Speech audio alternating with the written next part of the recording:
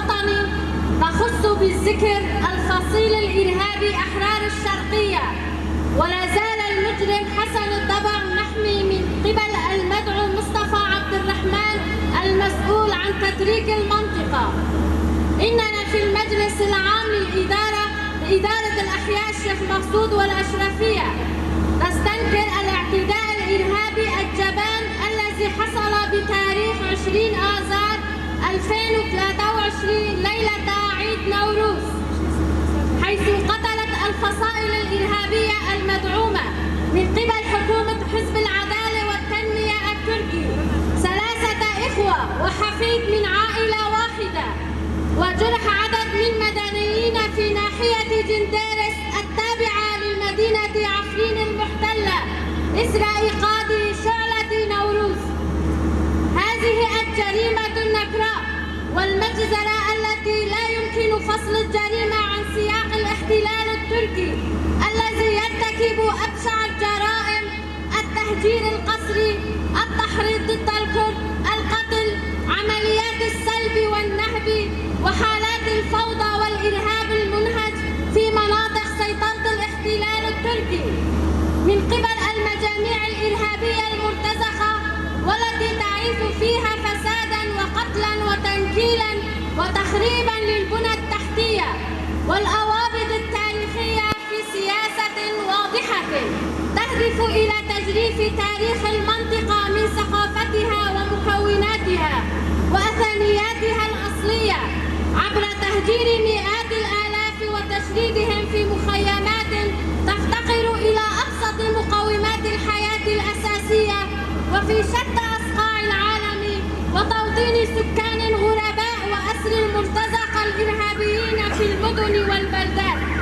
والقرى من المناطق المحتلة، ولا سيما في عفرين وسرقانية رأس العين وجريسبيت الأبيض في أبشع صور للتغيير الديموغرافي للبشر والحجر. ولم يعد خافي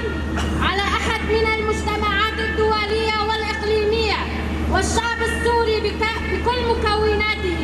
ما تسعى إليه دولة الاحتلال التركي من تدخلها واحتلالها لمناطق من الجغرافيا السورية، ومنذ بداية الأزمة وفق سياسة ممنهجة تهدف إلى تدريك المنطقة بهدف إعادة السلطنة العثمانية وإحياء الميثاق الملي عبر بازارات ومقايضات سياسية وعسكرية باستخدامها المجاميع الإرهابية والمرتزقة كرأس حربة في حروبها ضد شعوب ومكونات المنطقة في سعيها إلى خلق مناخات لحرب أهلية وأثنية وتغذيتها قل نظيرها في التاريخ، وضرب المشاريع الديمقراطية الهادفة إلى إيجاد حل الأزمة السورية.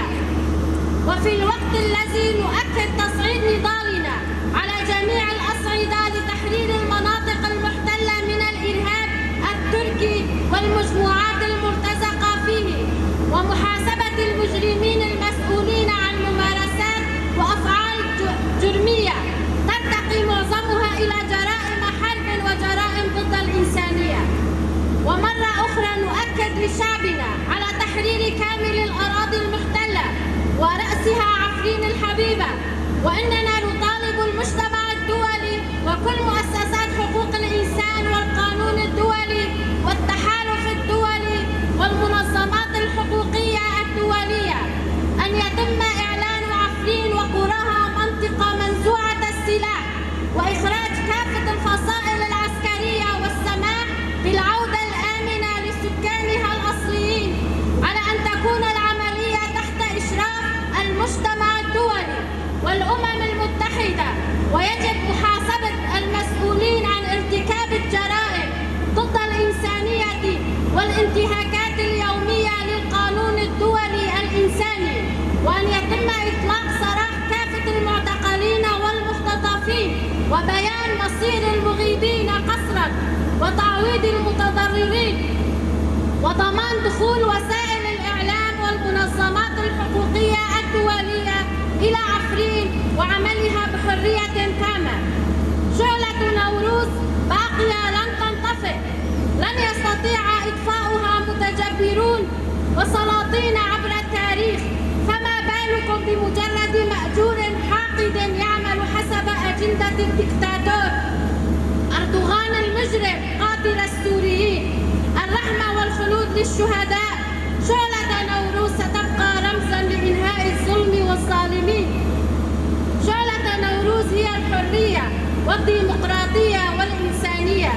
شعلة نوروز يعني الصمود والتحدي والتحرير، فشهداؤنا قناديل نور.